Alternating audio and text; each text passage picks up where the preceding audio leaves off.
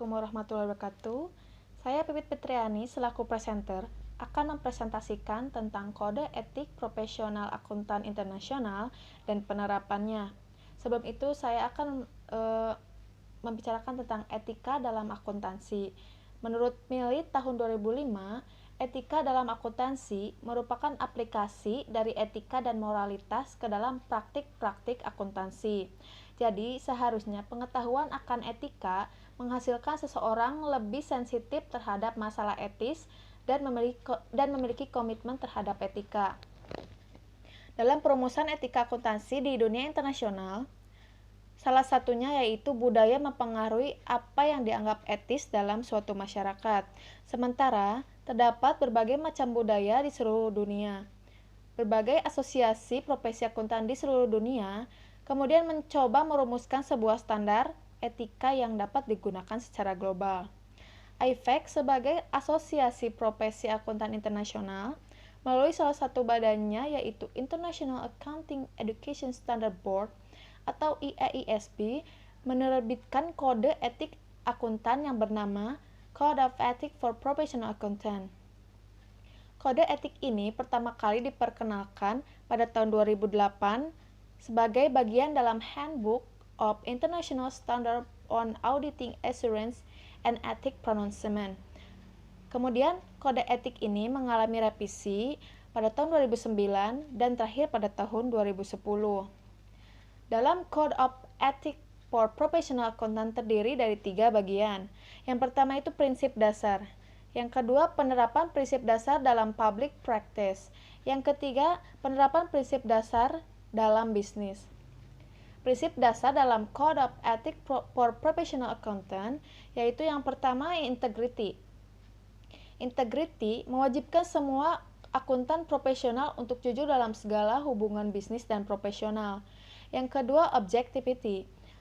Mewajibkan semua akuntan profesional untuk menjaga profesionalitas mereka dengan menghindari konflik kepentingan yang bias. Yang ketiga, professional competence and due care, yaitu mewajibkan semua akuntan profesional untuk menjaga kompetensi pada tingkat yang diperlukan untuk memastikan bahwa klien atau pemberi kerja menerima jasa profesional yang kompeten, bertindak sesuai dengan standar teknis dan profesional dalam memberi jasa. Yang selanjutnya, confidentiality, itu mewajibkan semua akuntan profesional untuk tidak mengungkapkan kepada pihak luar informasi yang bersifat rahasia yang diperoleh dalam proses pemberian jasanya, kecuali terhadap hak atau kewajiban hukum atau profesional untuk mengungkapkannya. Menggunakan informasi rahasia tersebut untuk kepentingan pribadi atau keuntungan pihak ketiga itu tidak diperbolehkan.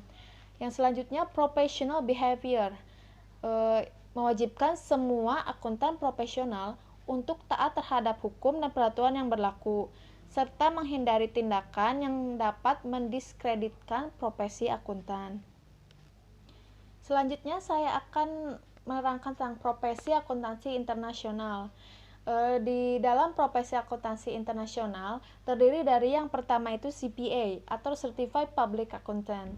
CPA adalah gelar bagi akuntan yang telah lulus Uniform Certified Public Accountant Examination dan telah menempuh pendidikan di beberapa negara. Seorang yang telah lulus ujian namun belum terpenuhi syarat pengalamannya, maka belum diizinkan sebagai CPA aktif. Di negara bagian Amerika Serikat lainnya, hanya CPA yang dapat memberikan pendapat terhadap laporan keuangan. Banyak negara memiliki tingkat akuntan yang lebih rendah dari CPA, biasanya disebut PA atau Public Accountant. Tidak hanya itu, banyak negara yang melarang penggunaan sebutan CPA atau PA apabila seseorang bersertifikasi CPA di negara yang satu tidak dapat menggunakan sertifikat CPA di negara lain sampai diturunkan izin dari negara yang bersangkutan. Fungsi utama CPA adalah memenuhi semua hal yang berhubungan dengan akuntan publik dan layanan jaminan. Dalam layanan jaminan dikenal juga sebagai jasa audit keuangan. CPA membuktikan kewajaran pengungkapan kebebasan dari salah saji material dan kepatuhan terhadap prinsip akuntansi yang berlaku umum dalam laporan keuangan. CPA juga dapat digunakan oleh perusahaan swasta dalam fungsi keuangan seperti Chief Financial Officer atau manajer keuangan. CPA dalam bentuk ini tidak menyediakan layanan kepada masyarakat secara langsung. Banyak anggota CPA berfungsi sebagai konsultan bisnis, masuk dalam industri kecil, menengah, atau bahkan dalam pajak dan departemen audit. Selanjutnya, CIA atau Certified Internal Auditor. CIA merupakan standar individu yang dapat menunjukkan kompetensi dan profesionalisme di bidang audit internal. Kualifikasi CIA dimaksudkan untuk menunjukkan pengetahuan profesional dari profesi audit internal. Kebanyakan CIA sekarang ada senior manager audit internal, wakil presiden, direksi, dan kepala audit eksekutif di atas perusahaan-perusahaan MNC global yang memegang kontrol fungsi audit internal di masing-masing perusahaan. Misi dari lembaga ini adalah untuk memberi kepemimpinan yang dinamis untuk profesi audit internal.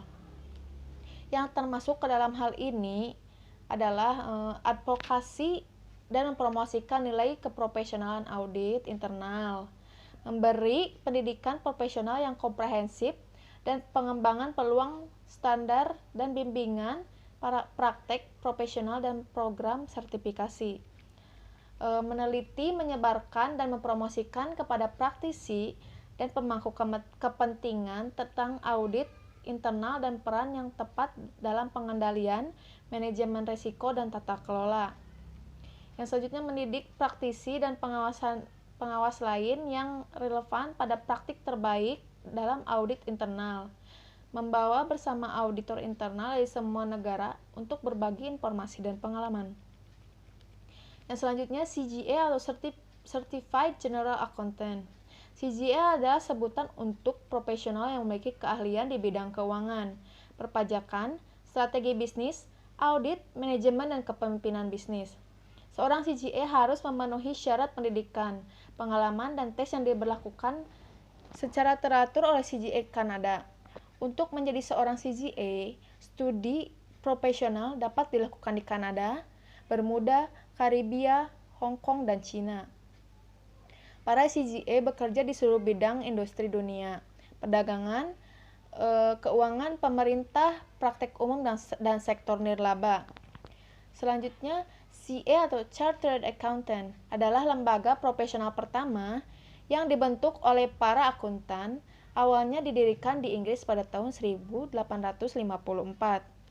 CA bekerja di semua bidang bisnis dan keuangan. Beberapa CA malah terlibat dengan praktek umum dan yang lain bekerja di sektor swasta.